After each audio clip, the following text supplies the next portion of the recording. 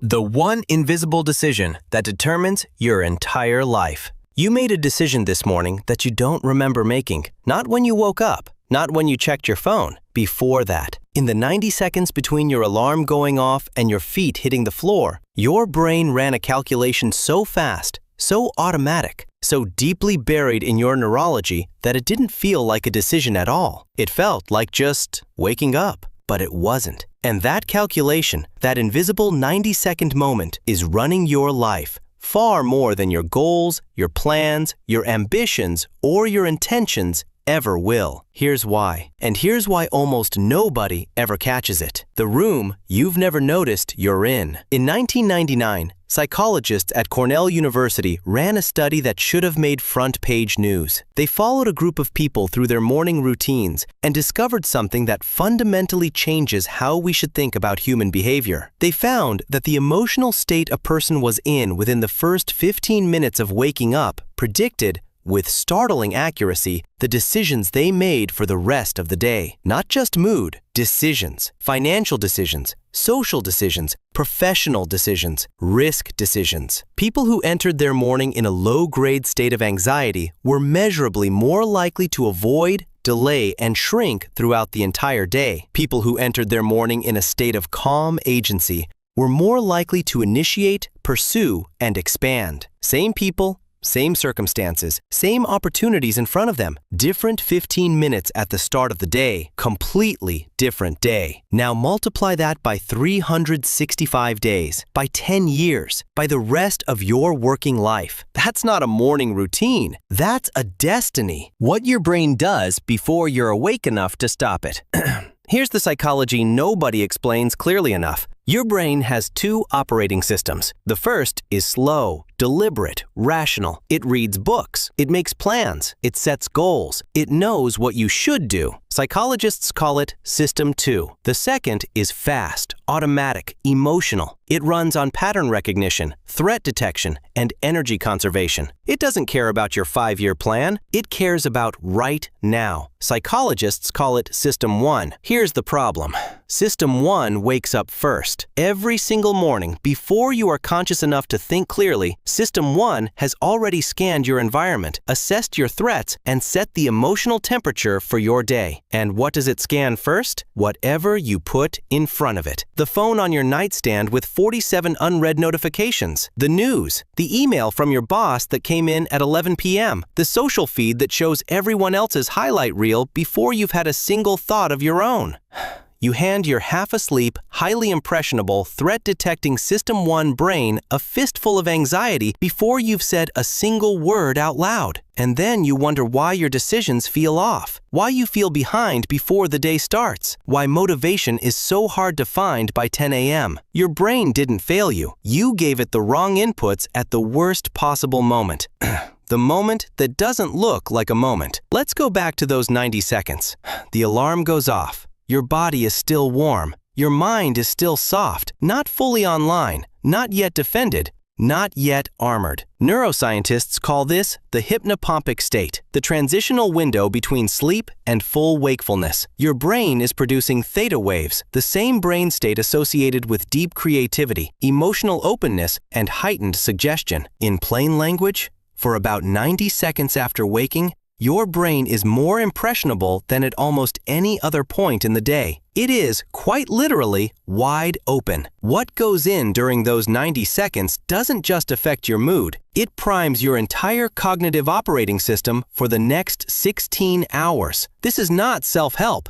This is neuroscience. A 2021 study published in the journal Psychological Science found that the cognitive framing people adopted in the first few minutes of their day created what researchers called a decisional lens, a filter through which every subsequent choice was processed. A lens of scarcity made people risk-averse, impatient, and reactive. A lens of agency made people more creative, more persistent, and more likely to pursue long-term goals over short-term comfort. One lens, installed in 90 seconds, running all day. The villain isn't laziness. It's design.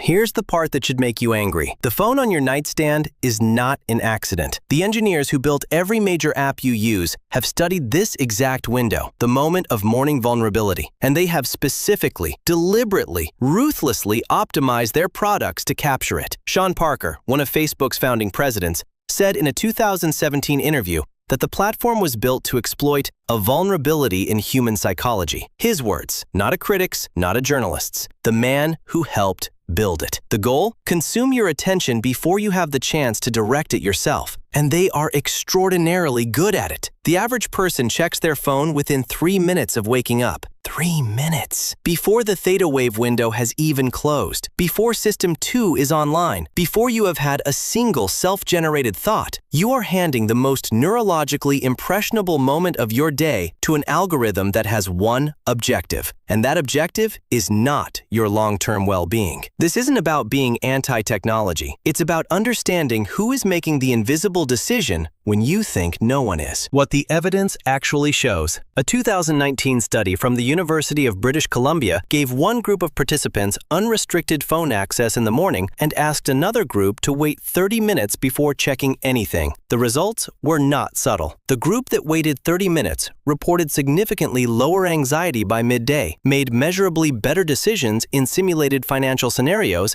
and this is the one that should stop you cold, reported feeling more in control of their day even when their external circumstances were identical to the unrestricted group. Same day, same problems, same workload, same relationships. 30 minutes. That's the entire gap. Now look at the other direction. A Harvard study tracking 75 years of adult life, one of the longest studies of human development ever conducted, found that the single greatest predictor of life satisfaction was not wealth, not career achievement, not even health. It was the quality of a person's relationships. And the quality of relationships, every therapist, every couples researcher, every psychologist who studies human connection will tell you this, is determined almost entirely by the quality of attention you bring to the people in front of you. Attention that starts with how you begin your day. The 90-second window doesn't just set your productivity, it sets your presence. And your presence is what the people who love you will remember long after your bank balance is irrelevant. The compounding nobody graphs. We love to show compounding in money. $100 a month, 30 years,